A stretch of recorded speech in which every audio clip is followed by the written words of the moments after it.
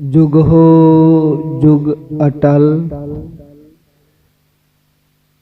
चावर शतर तखत दे मालिक, हालत पलत दे रक्षक, गुर तखत ते विराजमान, साहिब सतगुरु श्री गुरु ग्रंथ साहिब सच्चे पातशाह जी। दीन दयाल गुरुदेव पिता जियां दे पावन पवित्र दरबार अंदर सोभाईमान सज बैठी समूह साध संगत जीओ। अज असी जितने भी गुरचरना पास जुड़ बैठे आ, संगरांद दे पावन दिहाड़े नूं मनाउंदियां होइयां सतगुरु जी दे चरण परसन लई एकत्रित होए आ। असू दा महीना बतीत होया, कतक दा महीना आरंभ होया। इस कतक दे महीने अंदर साडे सतगुरु ने सानू उपदेश की बख्शे है, साडे जीवन लई सिक्ख्या की बख्शी है। ये असी अज विचारण दा समझण दा यत्न करांगे। आप जी बड़े प्यार सत्कार दे नाल सज बैठे हो। तुसी सब ने जो पावन वचन श्रवण कीता, एक कतक महीने दे प्रथाए उचारण कीता होया सतगुरां दा अमृत वचन है। राग माज दे अंदर जो 12वां उचारण किया गुरुदेव पिता जी ने, क्योंकि असी 2 12वां दे दर्शन करदे आ श्री गुरु ग्रंथ साहिब विच। वैसे ते साडे को 3 12वां ने, एक दशमेश पातशाह जी ने उचारण किया गुरु गोबिंद सिंह जी ने, एक 12वां श्री गुरु नानक देव सच्चे पातशाह ने उचारण किया गुरु ग्रंथ साहिब विच, जो राग तुखारी अंदर है।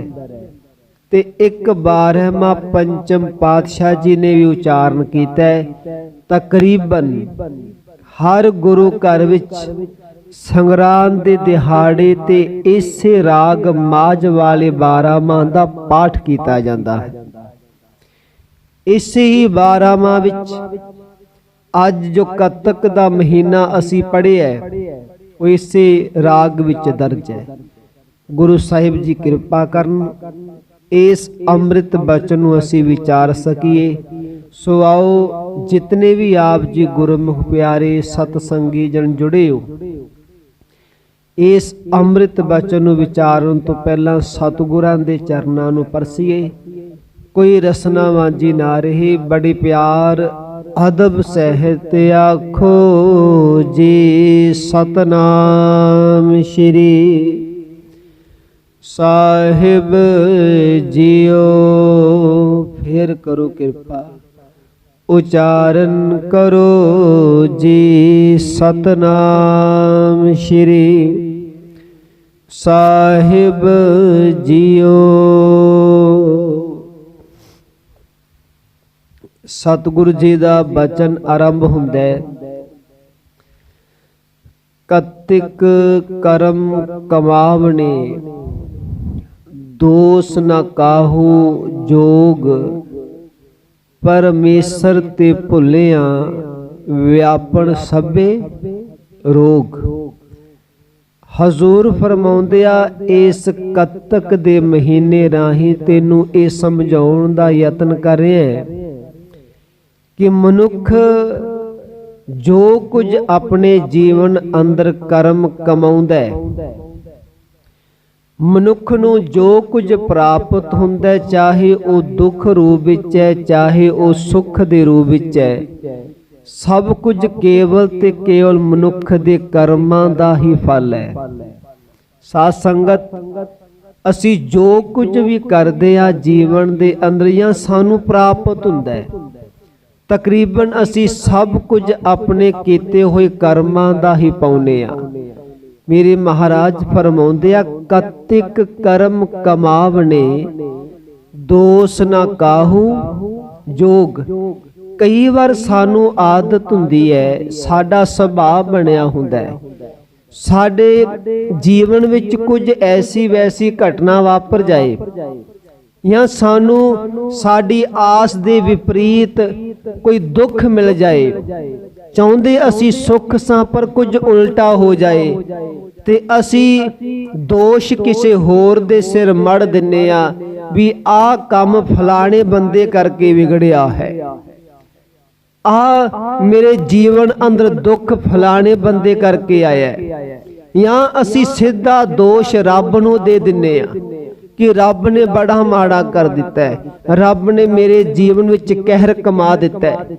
ਮਹਾਰਾਜ ਆਖਦੇ ਆ, ਭਲਿਆ ਦੂਜੇ ਨੂੰ ਦੋਸ਼ ਦੇਣ ਤੋਂ ਪਹਿਲਾਂ ਚੰਗੀ ਤਰ੍ਹਾਂ ਸੋਚ, ਜੋ ਤੇਰੇ ਜੀਵਨ ਵਿੱਚ ਤੈਨੂੰ ਪ੍ਰਾਪਤ ਹੋ ਰਿਹਾ ਹੈ ਉਹ ਕਿਸੇ ਵੀ ਰੂਪ ਵਿੱਚ ਹੈ।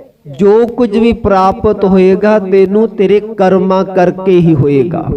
ਜੇ ਦੁੱਖ ਮਿਲਿਆ ਉਹ ਵੀ ਤੇਰੇ ਕਰਮਾਂ ਦਾ ਹੈ, ਜੇ ਸੁੱਖ ਪ੍ਰਾਪਤ ਹੋਇਆ ਉਹ ਵੀ ਤੇਰੇ ਕਰਮਾਂ ਦਾ ਹੈ। ਕਿਉਂ? ਕਿਉਂਕਿ ਜੋ ਸਾਡਾ ਜੀਵਨ ਹੈ ਸਾਧ ਸੰਗਤ ਇੱਕ ਖੇਤ ਦੀ ਤਰ੍ਹਾਂ, ਅਸੀਂ ਜੋ ਕੁਝ ਬੀਜਾਂਗੇ ਅਸੀਂ ਉਹੀ ਵੱਢ ਲਵਾਂਗੇ, ਉਹੀ ਪ੍ਰਾਪਤ ਕਰ ਲਵਾਂਗੇ। ਕਰਮਾਂ ਦੀ ਫਿਲਾਸਫੀ ਇੰਨੀ ਕੁ ਜ਼ਿਆਦਾ ਸਟਰੋਂਗ ਹੈ, ਕਰਮ ਬਹੁਤ ਵੱਡੀ ਕੀਮਤ ਰੱਖਦੇ ਨੇ ਮਨੁੱਖੀ ਜ਼ਿੰਦਗੀ ਅੰਦਰ। ਸਾਧ ਸੰਗਤ, ਸਤਿਗੁਰ ਜੀ ਦਾ ਆਪ ਜੀ ਬਚਨ ਪੜ੍ਹਦੇ ਹੋ, ਮਹਾਰਾਜ ਆਖਦੇ ਆ, ਜੈਸਾ ਬੀਜੈ ਸੋ ਲੁਣੈ, ਕਰਮਾਂ ਸੰਦੜਾ ਖੇਤ। ਵੇਖੋ ਜ਼ਿਮੀਦਾਰ ਨੇ ਜੇ ਉਹਨੇ ਸਾਧ ਸੰਗਤ ਝੋਨੇ ਦੀ ਫਸਲ ਬੀਜੀ ਹੈ ਅੱਜ ਤੋਂ 4-5 ਮਹੀਨੇ ਪਹਿਲਾਂ, ਤੇ ਉਹ ਅੱਜ ਝੋਨੇ ਦੀ ਫਸਲ ਹੀ ਵੱਢਦਾ ਪਿਆ ਹੈ। ਹੁਣ ਝੋਨੇ ਦੀ ਫਸਲ ਹੀ ਤੇ ਵੱਢੀ ਜਾ ਰਹੀ ਹੈ ਨਾ, ਚਾਵਲ। ਇਹ ਨਹੀਂ ਹੈ ਵੀ ਉਹ 4-5 ਮਹੀਨੇ ਪਹਿਲਾਂ ਝੋਨੇ ਦੀ ਫਸਲ ਬੀਜ ਕੇ 5 ਮਹੀਨੇ ਬਾਅਦ ਜਾ ਕੇ ਕਹੋ ਆਓ ਆਪਾਂ ਕਣਕ ਵੱਢ ਕੇ ਲਿਆਉਣੀ ਹੈ। ਮਹਾਰਾਜ ਆਖਦਿਆ, ਜੋ ਬੀਜਿਆ ਜਾਂਦਾ ਹੈ ਜ਼ਮੀਨ ਉਹੀ ਤੈਨੂੰ ਵਾਪਸ ਮੋੜਦੀ ਹੈ। ਯਾਦ ਰੱਖੋ, ਜ਼ਮੀਨ ਤੇ ਆਸਮਾਨ। ਜ਼ਮੀਨ ਵੱਲ ਦੇਖੋ, ਜੋ ਤੁਸੀਂ ਧਰਤੀ ਵਿੱਚ ਬੀਜੋਗੇ ਧਰਤੀ ਤੁਹਾਨੂੰ ਵਾਪਸ ਉਹੀ ਦੇਗੀ। ਆਸਮਾਨ ਵੱਲ ਜੋ ਕੁਝ ਸੁੱਟੋਗੇ ਤੁਹਾਨੂੰ ਉਹ ਵਾਪਸ ਉਹੀ ਮੋੜੇਗਾ। ਇਹ ਨਹੀਂ ਹੈ ਕਿ ਆਸਮਾਨ ਵੱਲ ਸੁੱਟਿਆ ਕੁਝ ਹੋਰ ਜਾਏ ਤੇ ਆਸਮਾਨ ਤੋਂ ਡਿੱਗਦਾ ਕੁਝ ਹੋਰ ਹੋਵੇ। ਜੇ ਇੱਕ ਬੋਲ ਸੁੱਟੀ ਜਾਂਦੀ ਹੈ ਤੇ ਬੋਲ ਹੀ ਵਾਪਸ ਡਿੱਗਣੀ ਹੈ। ਇਹ ਨਹੀਂ ਹੋ ਸਕਦਾ ਵੀ ਸੁੱਟਾਂਗੇ ਬੋਲ ਤੇ ਡਿੱਗ ਕੁਝ ਹੋਰ ਜਾਵੇ। ਧਰਤੀ ਵੀ ਸਾਨੂੰ ਸਿਖਾਉਂਦੀ ਹੈ, ਬੰਦਿਆ ਜੋ ਬੀਜੇਗਾ ਉਹੀ ਦਵਾਂਗੀ। ਆਸਮਾਨ ਵੀ ਸਿਖਾਉਂਦਾ ਹੈ, ਜੋ ਮੇਰੇ ਵੱਲ ਸੁੱਟੇਗਾ ਉਹੀ ਦਿਆਂਗਾ। ਤੇ ਮੇਰਾ ਮਾਲਕ ਵੀ ਕਹਿ ਦਿੰਦਾ ਹੈ, ਜੋ ਕੁਝ ਕਰਮ ਕਮਾਵੇਂਗਾ ਵੈਸਾ ਹੀ ਫਲ ਲੈ ਲਵੇਗਾ। ਸਾਧ ਸੰਗਤ, ਜਿਹੜੇ ਕਰਮ ਨੇ, ਵੇਖੋ ਭਾਈ ਵੀਰ ਸਿੰਘ ਜੀ ਨੇ ਇੱਕ ਬੜੀ ਪਿਆਰੀ ਬਾਤ ਕਹੀ ਹੈ। ਉਹ ਆਖਦਿਆ, ਮੰਨ ਲਓ ਅੰਗੂਰ ਨੇ, ਅੰਗੂਰ ਇੱਕ ਫਲ ਹੈ, ਪਰਮਾਤਮਾ ਨੇ ਸਾਨੂੰ ਅੰਗੂਰਾਂ ਦਾ ਫਲ ਦਿੱਤਾ ਹੈ। ਕੋਈ ਇਸ ਅੰਗੂਰਾਂ ਦੇ ਫਲ ਨੂੰ ਫਲ ਦੇ ਰੂਪ ਵਿੱਚ ਬੜੇ ਸਵਾਦ ਨਾਲ ਖਾਂਦਾ ਹੈ, ਕੋਈ ਇਸ ਅੰਗੂਰਾਂ ਦੀ ਖੰਡ ਵੀ ਬਣਾ ਲੈਂਦਾ ਹੈ। ਤੇ ਮਹਾਰਾਜ ਆਖਦੇ ਆ, ਕੋਈ ਇਸ ਅੰਗੂਰਾਂ ਦੀ ਸ਼ਰਾਬ ਬਣਾ ਕੇ ਵੀ ਪੀਂਦਾ ਹੈ। ਹੁਣ ਜੇ ਕੋਈ ਬੰਦਾ ਕਹੇ ਕਿ ਸ਼ਰਾਬ ਪੀਤੀ ਇਹ ਦੋਸ਼ ਤੇ ਅੰਗੂਰਾਂ ਦਾ ਹੈ, ਮੇਰਾ ਕੀ ਦੋਸ਼ ਹੈ? ਇਹ ਸ਼ਰਾਬ ਅੰਗੂਰਾਂ ਦੀ ਬਣੀ ਹੈ, ਮੈਨੂੰ ਕਾਹਤੋਂ ਕਹਿ ਰਹੇ ਹੋ? ਤੇ ਮਹਾਰਾਜ ਆਖਦੇ, ਤੈਨੂੰ ਮੈਂ ਅੰਗੂਰਾਂ ਦਾ ਫਲ ਦਿੱਤਾ ਹੈ, ਇਹ ਬੰਦੇ ਤੇਰੇ ਤੇ ਡਿਪੈਂਡ ਕਰਦਾ ਹੈ ਉਸ ਅੰਗੂਰ ਨੂੰ ਤੂੰ ਵਰਤਣਾ ਕਿਵੇਂ ਹੈ, ਉਹਨੂੰ ਵਰਤਣਾ ਕਿਵੇਂ ਹੈ। ਵੇਖੋ ਸਾਨੂੰ ਜ਼ਿੰਦਗੀ ਦਿੱਤੀ ਹੈ ਪਰਮਾਤਮਾ ਨੇ, इस जिंदगी नूं मैं किवें वरतना है, चंगे कर्म करके वरतना है कि माड़े कर्म करके वरतना है। मैं जिवें इनू वरतांगा वो वैसा ही मैनू फल दे देवेगी मेरी जिंदगी। असी एक होर बचन सतगुरु जी दा पढ़दे हां, जिथे महाराज आखदे आ तेनू मैं साफ कह दिता ही कि दद्दे दोष ना देऊं किसे, दोष कर्मा अपने। हर एक चीज तेनू तेरे अपने कर्मा करके मिलती है, हर एक चीज। होर छड्डो, जे असी इत्थे सारे एकत्रित होए आ, आपां सारे इत्थे रल मिल बैठे आ ना जी, जेड़ा साडा संजोग बनिया ना, एक संजोग है, ते जो असी मिल के बैठे आ ये भी साडे किते ना किते कर्मा करके असी इत्थे सारे रल मिल बैठे हैं। ये साडे कर्मा करके है, क्योंकि कर्मा तो बगैर ना संजोग बनदा है ना वियोग बनदा है। दो चीज़ां ने, अगे जिक्र आएगा इहदा। संजोग ते वियोग वो भी तुहाडे कर्मा ते डिपेंड करदा है। जे तुसी किसे नूं मिलदे हो, साध संगत, वो भी साडे संजोगां करके कर्मा करके है। ते जे कोई साडी जिंदगी चों विछुड़ जांदा है, वो भी साडे कर्मा करके है। जिन्ना को साडा कर्म दा कोई लेखा जोखा है, उन्ना च सज्जन साडे नाल मिलदा है। जिदन साडे कर्मां दा लेखा जोखा पूरा हो जांदा है, वो साडी जिंदगी चों चला जांदा है। हर एक मनुख वेखो, जे माता पिता पुत्र धीआं भैन भरावां दे रिश्ते आ, सियाणे गल बड़ी प्यारी कह दिंदे आ, जे वो दुनिया तो चला जाए ते आखदे आ ये अपने कर्मां दा लेखा जोखा मुकाउण आया सी साडे नाल, एदा लेखा जोखा मुक गया है ते अज दुनिया तो चल बसिया है। महाराज आखदे कर्म दी फिलोसफी इन्नी को वड्डी है, क्योंकि कर्म कदी मिटदा नहीं है। याद रखियो, इनू करन लग्या बंदे नू 1000 वार नहीं लाख वार सोचना चाहिए। कोई भी कर्म करो, साध संगत, सानू भावें लगदा नहीं है, पर असी जदों भी कोई कर्म करांगे ना, कर्म इन्ना को मजबूत हुंदा है, कर्म कदी नहीं मिटदा। याद रखियो, कर्म तुहाडा।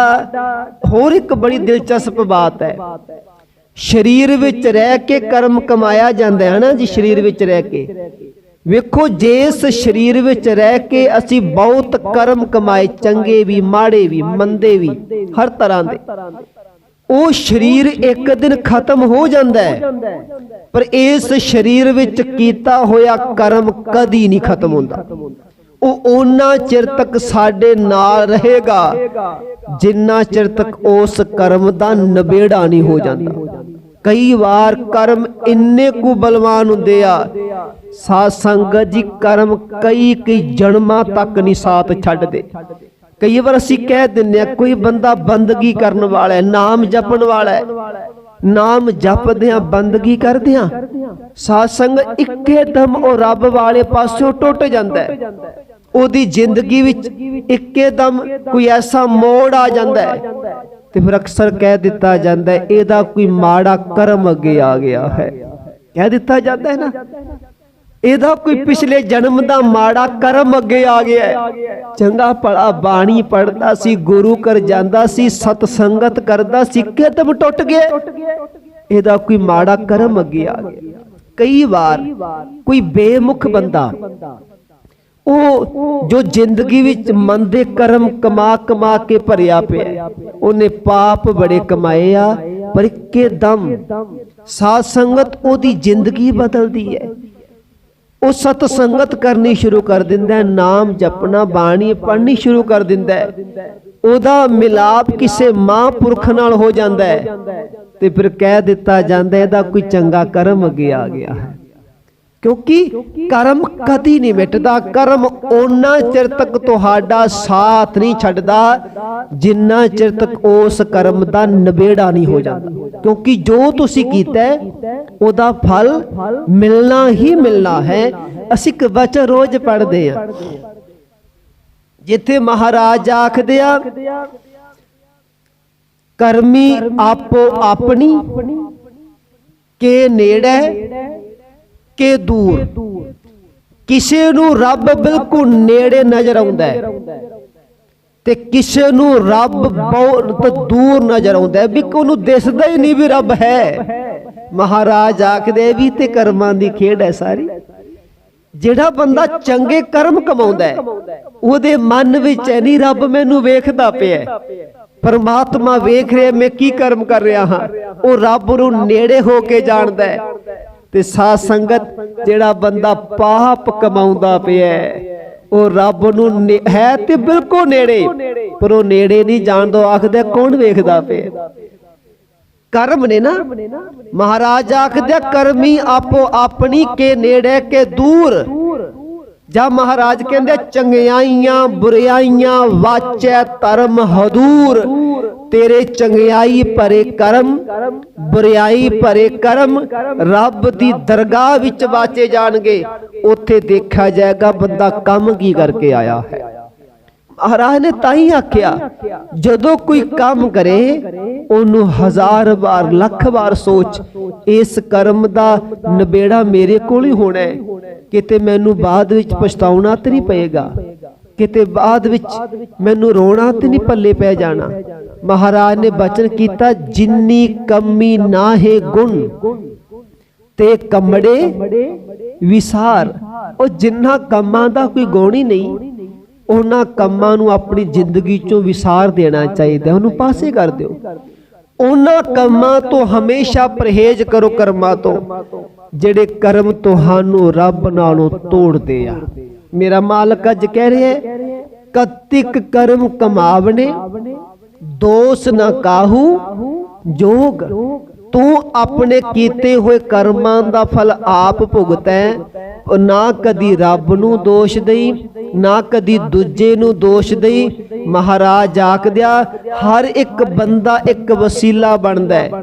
ਇੱਕ ਹੋਰ ਬੜੀ ਬਾਤ ਹੈ, ਬੰਦੇ ਨੂੰ ਦੁੱਖ ਮਿਲਦਾ ਉਹਦਾ ਕ੍ਰੈਡਿਟ ਦੂਜਿਆਂ ਨੂੰ ਦੇ ਦਿੰਦਾ ਹੈ, ਰੱਬ ਨੂੰ ਦੇ ਦਿੰਦਾ। ਰੱਬ ਨੇ ਦੁੱਖ ਦੇ ਦਿੱਤਾ, ਆ ਬੰਦੇ ਕਰਕੇ ਆ ਹੋ ਗਿਆ। ਜਦੋਂ ਸੁੱਖ ਮਿਲਦਾ ਉਦੋਂ ਕਹਿੰਦਾ ਮੈਂ ਮਿਹਨਤ ਕੀਤੀ ਹੈ, ਮੈਂ ਬੜਾ ਕੰਮ ਕੀਤਾ, ਦਿਨ ਰਾਤ ਇੱਕ ਕਰ ਦਿੱਤਾ, ਮੈਂ ਮੇਰਾ ਹਾਰਡ ਵਰਕ ਹੈ, ਮੇਰੀ ਮਿਹਨਤ ਹੈ, ਸਭ ਮੇਰੇ ਕਰਕੇ ਹੋਇਆ ਹੈ। ਮਹਾਰਾਜ ਆਖਦੇ ਕਮਾਲ ਦੀ ਬਾਤ ਹੈ ਨਾ, ਸੁੱਖ ਮਿਲਦਾ ਤੇ ਕਹਿੰਦੇ ਸਭ ਮੈਂ ਮਿਹਨਤ ਕੀਤੀ ਹੈ ਤਾਂ ਮਿਲਿਆ, ਦੁੱਖ ਮਿਲਦਾ ਤੇ ਕਹਿੰਦੇ ਕਿਸੇ ਦੂਜੇ ਕਰਕੇ ਮਿਲਿਆ। ਮਹਾਰਾਜ ਆਖਦੇ ਨਹੀਂ, ਜੇ ਸੁੱਖ ਦਾ ਕ੍ਰੈਡਿਟ ਆਪ ਲੈ ਰਹੇ ਤੇ ਦੁੱਖ ਦਾ ਕ੍ਰੈਡਿਟ ਵੀ ਆਪ ਲੈ, ਉਹ ਵੀ ਤੇਰੇ ਕਰਮਾਂ ਕਰਕੇ ਹੈ। ਮਹਾਰਾਜ ਨੇ ਤਾਂ ਆਖਿਆ ਕਿਸੇ ਦੂਜੇ ਨੂੰ ਦੋਸ਼ ਨਹੀਂ ਦੇਣਾ। ਕਈ ਬੰਦੇ ਸਾਰੀ ਜ਼ਿੰਦਗੀ ਨਾ ਜੀ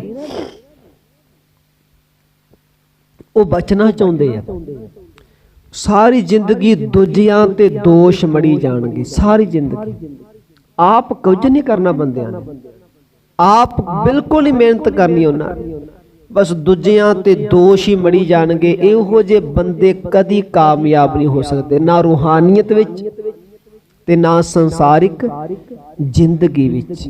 ਮਹਾਰਾਜ ਸੱਚੇ ਪਾਤਸ਼ਾਹ ਆਖਦੇ ਇਸ ਕਰਕੇ ਜਦੋਂ ਫਿਰ ਬੰਦਾ ਕਰਮ ਕਮਾਉਂਦਾ ਅੱਗੇ ਵੱਧਦਾ ਉਹ ਫਿਰ ਐਸੇ ਕਰਮ ਵੀ ਕਮਾ ਬੈਠਦਾ ਹੈ। ਮਹਾਰਾਜ ਆਖਦੇ ਉਹ ਕਰਮਾਂ ਕਰਕੇ ਪਰਮਾਤਮਾ ਨੂੰ ਵੀ ਭੁਲਾ ਦਿੰਦਾ ਹੈ। ਬਚਨ ਅਗਲਾ ਕੀਤਾ ਪਰਮੇਸ਼ਰ ਤੇ ਭੁੱਲਿਆ ਵਿਆਪਨ ਸਭੇ ਰੋਗ।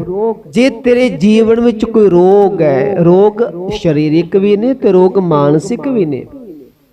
ਹੁਣ ਆ ਜਿਹੜੇ ਵਿਕਾਰ ਨੇ ਵੀ ਤੇ ਇੱਕ ਰੋਗ ਹੀ ਨੇ ਨਾ, ਜਿਹਨੂੰ ਮਹਾਰਾਜ ਕਹਿੰਦੇ ਪੰਚ ਦੋਖ ਅਰ ਅਹੰਗ ਰੋਗ।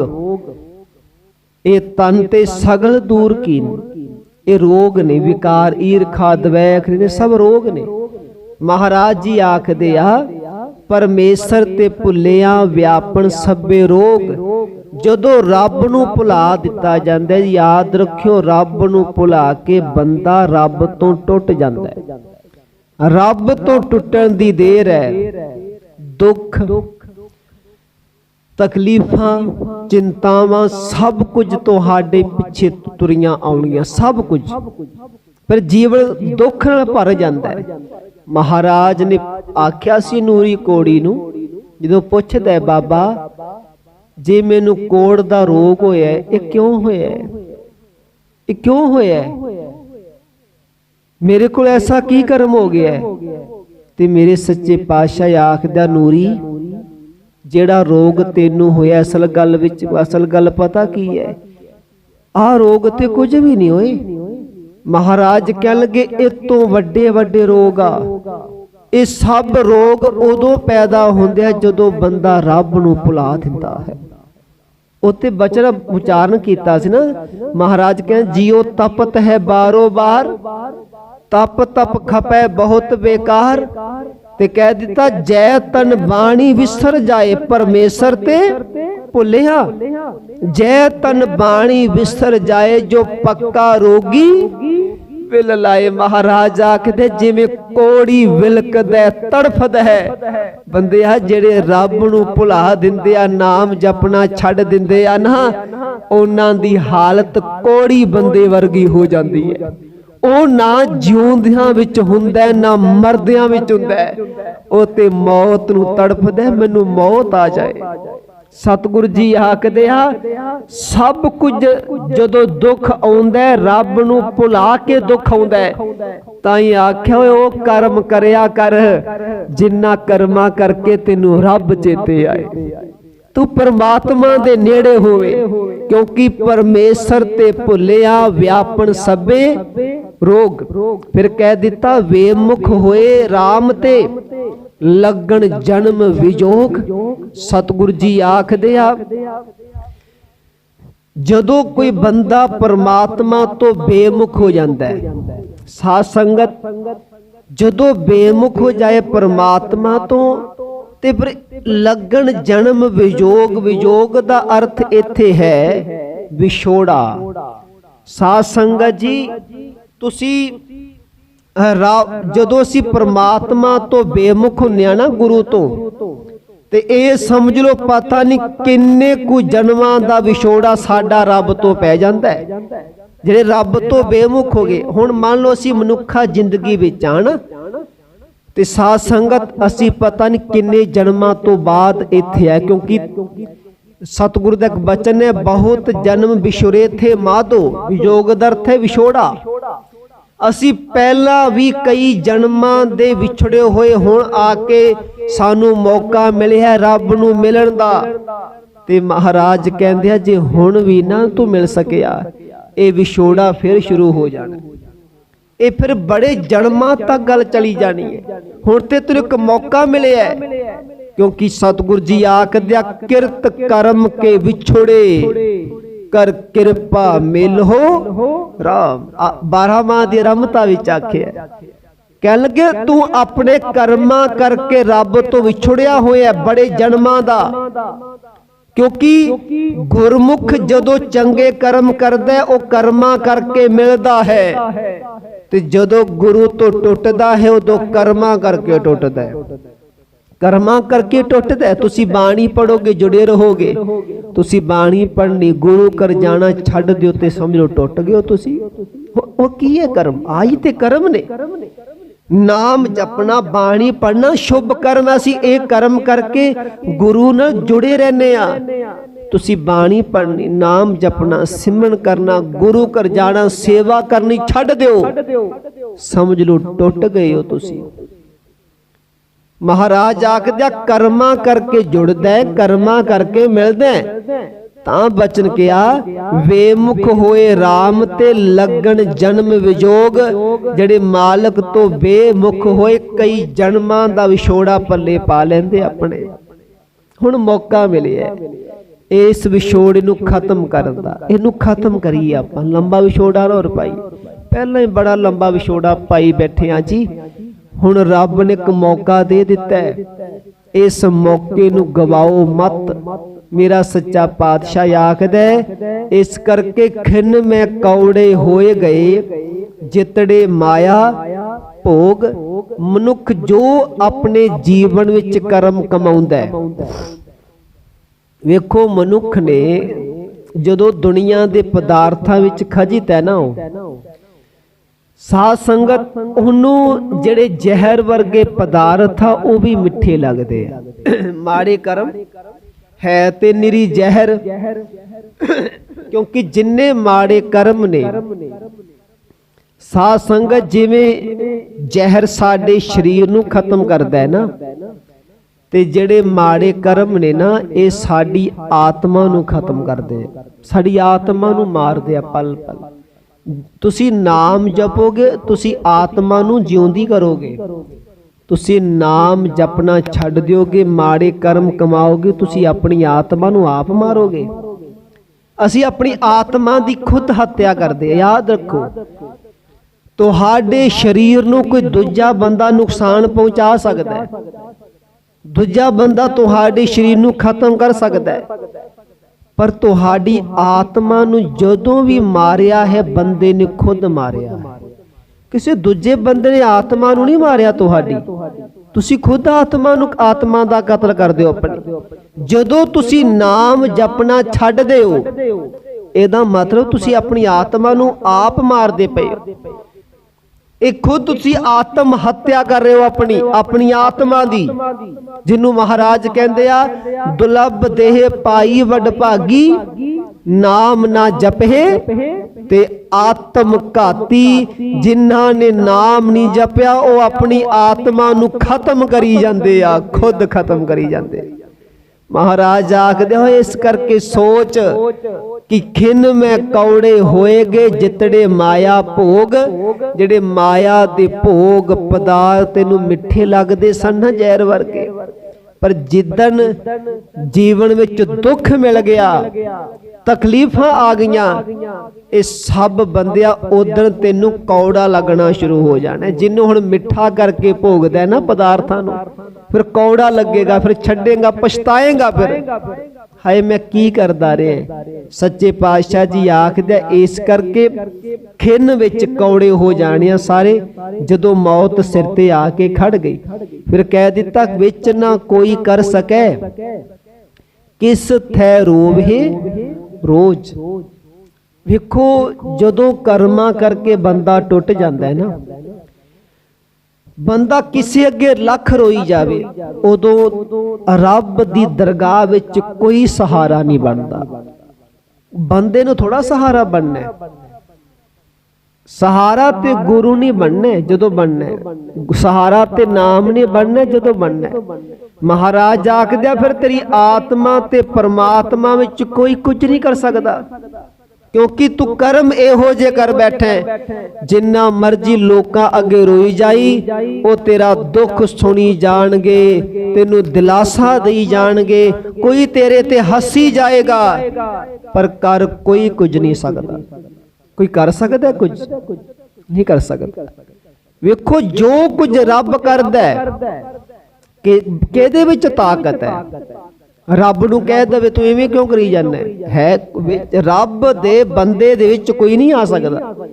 ਜਦੋਂ ਰੱਬ ਮਨੁੱਖ ਨੂੰ ਕੁਝ ਉਹਦੇ ਕਰਮਾਂ ਦੇ ਮੁਤਾਬਕ ਦਿੰਦਾ ਹੈ, ਉਹਦੇ ਚ ਕੋਈ ਵਿਚੋਲਗੀ ਨਹੀਂ ਕਰ ਸਕਦਾ ਵੀ ਹਾਂ ਵਿੱਚ, ਜਿਵੇਂ ਅਸੀਂ ਦੁਨਿਆਵੀ ਕੰਮ ਕਿਸੇ ਬੰਦੇ ਵਿੱਚ ਪਾ ਕੇ ਕਰਵਾਈ ਜਾਂਦੇ ਆ, ਤੁਸੀਂ ਰੱਬ ਵਿੱਚ ਕੋਈ ਬੰਦਾ ਨਹੀਂ ਪਾ ਸਕਦੇ। ਉਹਨੇ ਜੋ ਕੁਝ ਕਰਨਾ ਖੁਦ ਕਰਨਾ, ਤੇ ਨਾ ਦੁਨੀਆ ਵਿੱਚ ਕਿਸੇ ਕੋ ਤਾਕਤ ਹੈ ਰੱਬ ਨੂੰ ਚੈਲੰਜ ਕਰਕੇ ਕਹਿ ਸਕੇ ਕਿ ਰੱਬਾ ਤੂੰ ਇੱਕ ਨਹੀਂ ਕੀਤਾ, ਤੈਨੂੰ ਐਵੇਂ ਕਰਨਾ ਚਾਹੀਦਾ ਸੀ। ਮਹਾਰਾਜ ਆਖਦੇ ਆ ਤੂੰ ਕਹਿ ਵੀ ਦੇਗਾ, ਚੱਲ ਮੰਨ ਲੈ, ਤੂੰ ਕਹਿ ਵੀ ਦਿੱਤਾ, ਪਰ ਤੇਰੇ ਕਹਿਣ ਨਾਲ ਕੀ ਰੱਬ ਨੇ ਗੱਲ ਮੰਨ ਲੈਣੀ ਹੈ? ਨਹੀਂ ਮੰਨਣੀ। ਉਹਨੂੰ ਪਤਾ ਹੈ ਦੁਨੀਆ ਦੀ ਮੰਨਣ ਲੱਗ ਪਿਆ ਤੇ ਦੁਨੀਆ ਕਿਸੇ ਪਾਸੇ ਰਾਜੀ ਨਹੀਂ ਹੋਣੀ। ਇਹ ਵੀ ਸੱਚਾਈ ਹੈ, ਦੁਨੀਆ ਕਿਸੇ ਪਾਸੇ ਰਾਜੀ ਨਹੀਂ ਹੋਣੀ। ਮੈਂ ਇੱਕ ਬਚਨ ਤੁਹਾਡੇ ਨਾਲ ਸ਼ਾਇਦ ਸਾਂਝਾ ਕੀਤਾ ਹੈ, ਜੇ ਤੁਸੀਂ ਦੁਨੀਆ ਨੂੰ ਖੁਸ਼ ਕਰਨਾ ਚਾਹੋਗੇ ਨਹੀਂ ਕਰ ਸਕਦੇ। ਮੈਨੂੰ ਮਸਕੀਨ ਸਾਹਿਬ ਜੀ ਦਾ ਬਚਨ ਬੜਾ ਚੇਤੇ ਆਉਂਦਾ ਹੈ। ਉਹ ਆਖਦੇ ਦੁਨੀਆ ਨੂੰ ਖੁਸ਼ ਕਰਨਾ ਪਤਾ ਕਿੰਨਾ ਔਖਾ ਕੰਮ ਹੈ। ਇੰਨਾ ਔਖਾ ਕੰਮ ਹੈ ਜਿਵੇਂ ਡੱਡੂਆਂ ਨੂੰ ਤੋਲਣਾ। ਡੱਡੂਆਂ ਨੂੰ ਤੋਲਣਾ ਬੜਾ ਔਖਾ ਹੈ। ਤੁਸੀਂ ਇੱਕ ਪਾਸੇ ਪਾਓ ਹਾਂ ਡੱਡੂਆਂ ਨੂੰ, ਹਨਾ, ਤੇ ਜਦੋਂ ਤੁਸੀਂ ਵਜਨ ਪੂਰਾ ਕਰੋਗੇ ਦੂਜੇ ਡੱਡੂ ਨੂੰ ਛਾਲ ਮਾਰ ਜਾਣੀ ਹੈ। ਉਹਨੂੰ ਚੁੱਕ ਕੇ ਪਾਓਗੇ ਦੂਜੇ ਨੇ ਛਾਲ ਮਾਰ ਜਾਣੀ ਹੈ। ਉਹਨੂੰ ਚੁੱਕ ਕੇ ਪਾਓਗੇ ਤੀਜੇ ਨੇ ਛਾਲ ਮਾਰ ਜਾਣੀ ਹੈ। ਮਹਾਰਾਜ ਆਖਦੇ ਆ ਡੱਡੂਆਂ ਨੂੰ ਤੋਲਣਾ, ਦੁਨੀਆ ਨੂੰ ਖੁਸ਼ ਕਰਨਾ ਬੜਾ ਔਖਾ ਹੈ। ਇੱਕ ਨੂੰ ਰਾਜੀ ਕਰੋਗੇ ਦੂਜਾ ਰੁੱਸ ਜਾਂਦਾ ਹੈ, ਉਹਨੂੰ ਮਨਾਓਗੇ ਤੀਜਾ ਰੁੱਸ ਜਾਂਦਾ ਹੈ, ਉਹਨੂੰ ਮਨਾਓਗੇ ਚੌਥਾ ਰੁੱਸ ਜਾਏਗਾ। ਮਹਾਰਾਜ ਆਖਦੇ ਕਿੰਨੂ ਕਿੰਨੂ ਖੁਸ਼ ਕਰੇਗਾ, ਜੇ ਖੁਸ਼ੀ ਕਰਨਾ ਤੇ ਰੱਬ ਨੂੰ ਕਰ ਓਏ। ਉਹ ਇੱਕ ਖੁਸ਼ ਹੋ ਗਿਆ ਸਾਰੀ ਦੁਨੀਆ ਆਪੇ ਖੁਸ਼ ਹੋ ਜਾਏਗੀ। ਇਸ ਕਰਕੇ ਮਹਾਰਾਜ ਆਖਦਾ ਹੈ ਉਸ ਪਰਮਾਤਮਾ ਨੂੰ ਯਾਦ ਕਰ। ਮਹਾਰਾਜ ਆਖਦਾ ਵਿੱਚ ਨਾ ਕੋਈ ਕਰ ਸਕੈ, ਕਿਸ ਥੈ ਰੋਵੇ ਰੋਜ਼। ਦੁਨੀਆ ਵਿੱਚ ਤਾਕਤ ਨਹੀਂ ਹੈ ਕੋਈ ਵਿੱਚ ਵਿਚੋਲਗੀ ਕਰ ਸਕੇ। ਫਿਰ ਅੱਗੇ ਕਹਿ ਦਿੱਤਾ ਕੀਤਾ ਕਿਛੂ ਨਾ ਹੋਵੇ। ਕੋਈ ਬੰਦਾ ਕਰ ਵੀ ਕੀ ਸਕਦਾ ਹੈ, ਕੀਤਾ ਕਿਛੂ ਨਾ ਹੋਵੇ ਲਿਖਿਆ ਤੁਰ ਸੰਜੋਗ। ਤੇਰੇ ਕਰਮਾਂ ਦੇ ਮੁਤਾਬਕ ਤੇਰੇ ਜੀਵਨ ਦੇ ਸੰਜੋਗ ਲਿਖੇ ਜਾ ਚੁੱਕੇ ਆ। ਬਿਲਕੁਲ ਸੱਚਾਈ ਹੈ। ਜਦੋਂ ਬੰਦੇ ਦਾ ਜਨਮ ਹੁੰਦਾ ਹੈ ਨਾ ਜੀ, ਜਨਮ ਜਦੋਂ ਹੋਏਗਾ ਬੰਦੇ ਦੇ ਜੀਵਨ ਦੇ ਸੰਜੋਗ ਲਿਖ ਦਿੱਤੇ ਜਾਂਦੇ ਵੀ ਇਹਨੂੰ ਕਿਹੜਾ ਬੰਦਾ ਮਿਲਣਾ, ਇਹਦਾ ਮਿਲਾਪ ਕਿਹਦੇ ਨਾਲ ਹੋਣਾ, ਇਹਦੀ ਜ਼ਿੰਦਗੀ ਚੋਂ ਵਿਛੋੜਾ ਕਿਹਦੇ ਨਾਲ, ਉਹ ਲਿਖੇ ਜਾਂਦੇ ਆ ਤੁਹਾਡੇ ਪਿਛਲੇ ਕਰਮਾਂ ਦੇ ਮੁਤਾਬਕ। ਇਹ ਵੀ ਮੈਂ ਬੇਨਤੀ ਕਰਦੇ ਆ, ਸਭ ਕੁਝ ਪਿਛਲੇ ਕਰਮਾਂ ਦੇ ਮੁਤਾਬਕ ਵੀ ਨਹੀਂ ਹੁੰਦਾ। ਕੁਝ ਕਰਮ ਪਿਛਲੇ ਵੀ ਨਾਲ ਚੱਲਦੇ ਆ ਤੇ ਕੁਝ ਕਰਮ ਵਰਤਮਾਨ ਵਿੱਚ ਕੀਤੇ ਵੀ ਨਾਲ ਚੱਲਦੇ। ਇਹ ਵੀ ਸੱਚਾਈ ਹੈ। ਜੋ ਕਈ ਵਾਰ ਇਹ ਹੁੰਦਾ ਮੈਂ ਅੱਜ ਕੀਤਾ ਹੈ ਨਾ, ਅਗਲੇ ਦਿਨ ਨੂੰ ਮੈਨੂੰ ਮੇਰੇ ਕੀਤੇ ਕੰਮ ਦਾ ਫਲ ਮਿਲ ਜਾਣਾ, ਇਹ ਵੀ ਹੁੰਦਾ ਹੈ। ਕਈ ਵਾਰ ਕਰਮ ਬੜੀ ਛੇਤੀ ਫਲ ਦੇ ਜਾਂਦੇ ਆ ਤੇ ਕਈ ਵਾਰ ਤੁਹਾਡੇ ਕਰਮ ਤੁਹਾਨੂੰ ਕਰਮ ਜ਼ਿਆਦਾ ਦੇਰ ਕਰਨਾ ਪੈਂਦਾ ਹੈ ਤੇ ਉਹਨਾਂ ਦਾ ਫਲ ਦੇਰੀ ਨਾਲ ਮਿਲਦਾ ਹੈ। ਮਹਾਰਾਜ ਆਖਦੇ ਆ ਕਈ ਪਿਛਲੇ ਕਰਮ ਵੀ ਆਪਣਾ ਫਲ ਨਾਲੋਂ ਨਾਲ ਨਿਬੇੜਦੇ ਰਹਿੰਦੇ ਆ ਤੇ ਇਸ ਜਨਮ ਵਿੱਚ ਕੀਤੇ ਹੋਏ ਕਰਮ ਵੀ ਫਲ ਦਿੰਦੇ ਆ। ਤੇ ਜੇ ਬੰਦੇ ਦੀ ਮੌਤ ਹੋ ਜਾਂਦੀ ਹੈ, ਜਿਹੜੇ ਕਰਮ ਬਚ ਜਾਂਦੇ ਆ, ਉਹ ਫਿਰ ਉਹਨਾਂ ਕਰਮਾਂ ਦੇ ਹਿਸਾਬ ਨਾਲ ਇਹਨੂੰ ਇਹਦਾ ਅਗਲਾ ਜਨਮ ਲਿਖ ਦਿੱਤਾ ਜਾਂਦਾ ਹੈ ਤੇ ਅਗਲੇ ਜਨਮ ਦੇ ਸੰਜੋਗ ਵੀ ਨਿਰਧਾਰਿਤ ਕਰ ਦਿੱਤੇ ਜਾਂਦੇ ਆ। ਇਸੇ ਕਰਮਾਂ ਦੇ ਮੁਤਾਬਕ ਅਗਲੇ ਜਨਮ ਵਿੱਚ ਨੂੰ ਆ ਕੁਝ ਮਿਲੇਗਾ, ਆ ਨਹੀਂ ਮਿਲੇਗਾ। ਭਾਵ ਸਭ ਕਰਮਾਂ ਦੀ ਫਿਲਾਸਫੀ ਹੈ ਬੰਦੇ ਦੇ। ਮਹਾਰਾਜ ਜੀ ਆਖਦੇ ਆ ਇਸ ਕਰਕੇ ਕੀਤਾ ਕਿਛੂ ਨਾ ਹੋਵਈ ਲਿਖਿਆ ਤੁਰ ਸੰਜੋਗ।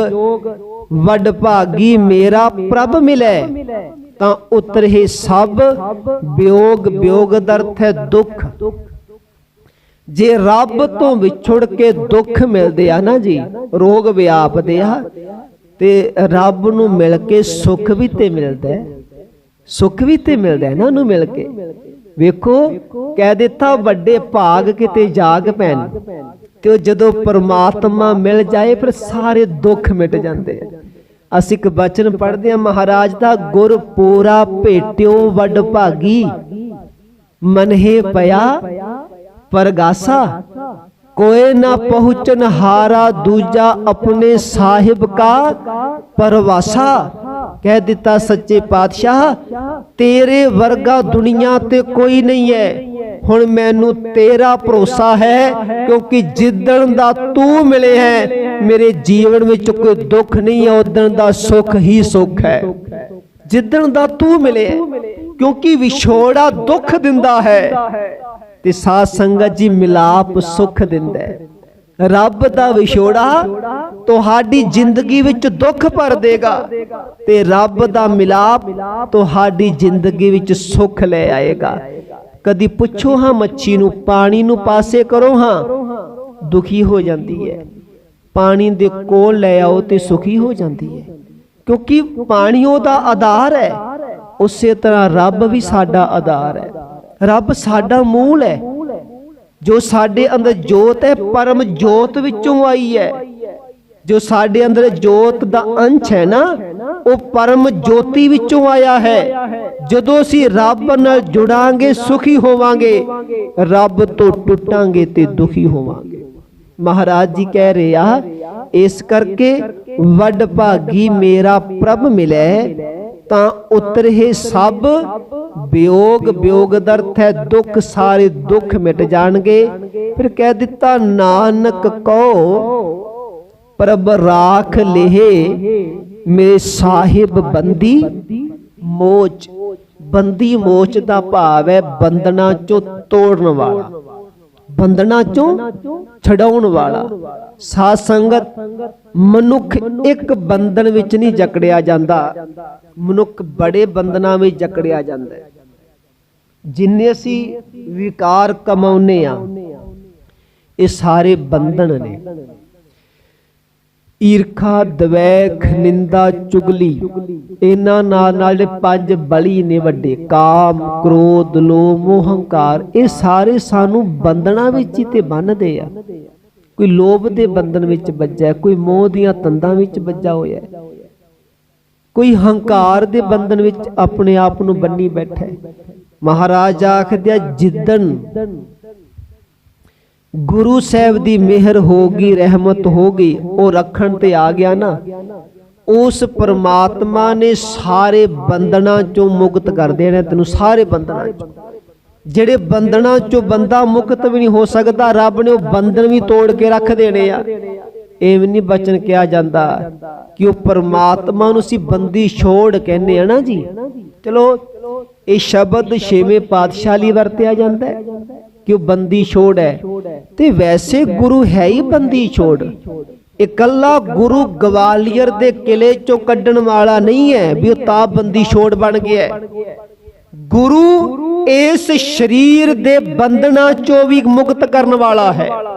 जिस शरीर दे बंधना विच असी बज्जे बैठे हाँ, जो वो चाहे जमा दे बंधन ने, चाहे वो साडे माड़े कर्मां दे बंधन ने। महाराज ने आख्या 52 राजियां ने मेरा पल्ला फड़िया, मैं ग्वालियर दे किले चो कड लियांदा, तू मेरे शब्द दा पल्ला फड़ ले, मैं तेनू तेरे शरीर दे किले चो कड के तेरे जमा दे बंधना चो मुक्त करके तेनू सचखंड दे घर ले जावांगा। ਉਹਦਾ पल्ला फड़ना है। जिन्ने ਉਹਦਾ पल्ला फड़िया मालक ने ਉਹਨੂੰ बंधना तो मुक्त कर दिता है।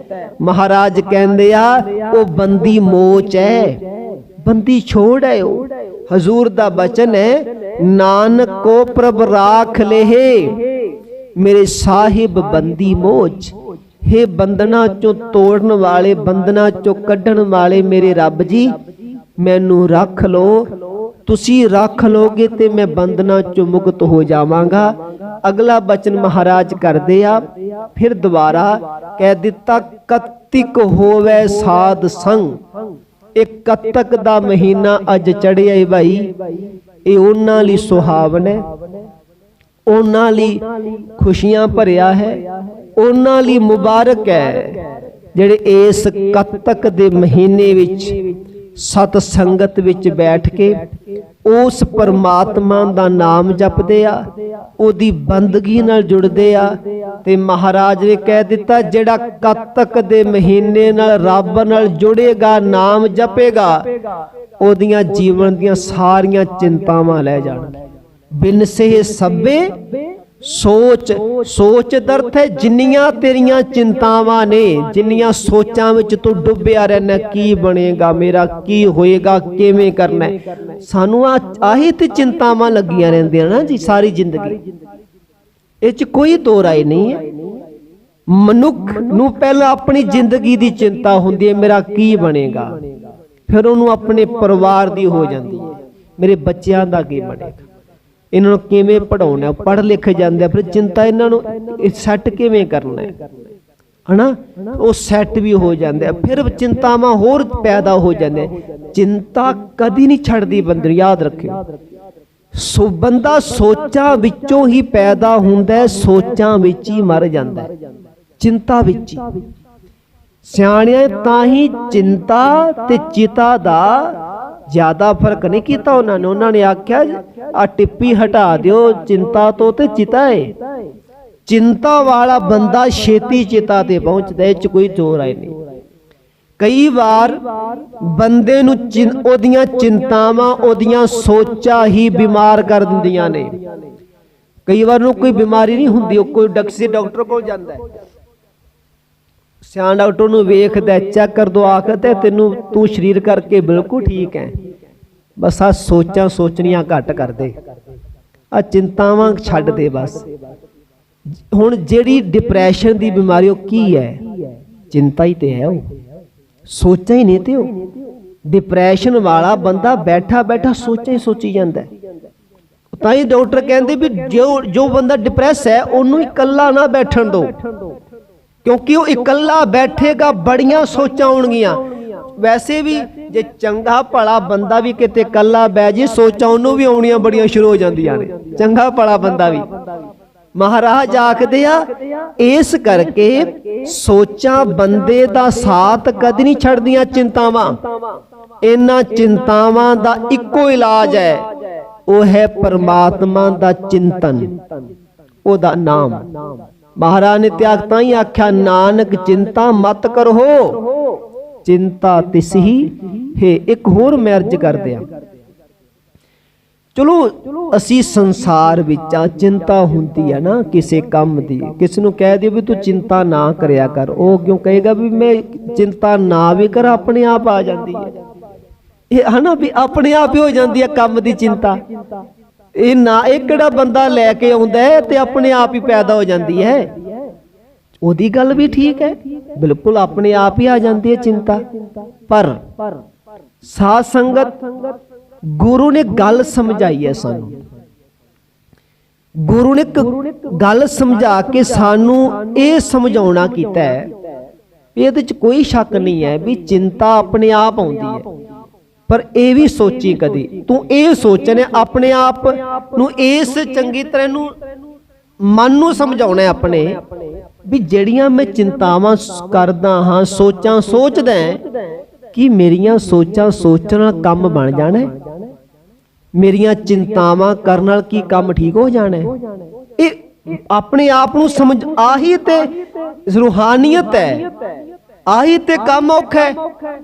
अपने आप नू समझाउणा इन्ना को अपने आप नू मेनटेन कर लेना भी बंदिया तू जिन्नियां मर्जी सोचां सोची चल होई ओही होना ओही है जो गुरु नू पाएगा। बस ये सच्चाई है। तुसी लख सोचा सोची जाओ नहीं होना, कदी बंदे दी सोच दे मुताबिक जो होया नहीं होया, हुंदा ओही है, सगों असीं वध दुखी हुन्ने आ। तुसी जिन्नियां सोचा सोचोगे जदों ओदे मुताबिक नहीं होएगा तुसी ज्यादा दुखी हो जाओगे। इस करके सोचा घट सोचो, कर्म चंगे करी चलो, सब कुछ रब ते छड्डी चलो भी जो कुछ करेगा चंगा ही करेगा। फिर बंदा ज्यादा दुखी नहीं हुंदा, क्योंकि जदों तुसी आस वध ला लोगे ना ते ओ आस पूरी ना होवे फिर बंदा बहुत दुखी हुंदा है। हाय मैं ते आ सोचिया सी भी आ काम बन गया, इवें करांगे, उत्थे जावांगे, आ करांगे। जदों 100 होवे ना ते बंदा फिर दुखी ते हुंदा है ना। इस करके ज्यादियां चिंतावां नहीं, सोचां कढ दी जिंदगी चो। महाराज ने तां आख्या कतिक होवे साध संग बिन सहे सभे सोच। कतक दा महीना उन्हां लई सुहावने ਜਿਹੜੇ सत संगत भी जुड़ते आ, नाम जपते आ, बाणी पढ़ते आ ते उन्हां दियां सारियां सोचां चिंतावां मेरा मालक मिटा दिंदा है। सतगुरु जी कृपा करन तुसी सब जुड़े हो। एक कतक दा महीना साडे सारियां लई खुशियां लैके आवे। इस महीने विच असीं वध तो वध बाणी पढ़ सकीए, नाम जप सकीए, सिमरन कर सकीए, तां ही ये महीने मुबारक हुंदे ने जी। आओ 2-4 मिनट आपां जुड़ना सिमरन दे नाल, सारे कृपा करिया जी। सतनाम वाहिगुरु, सतनाम वाहिगुरु।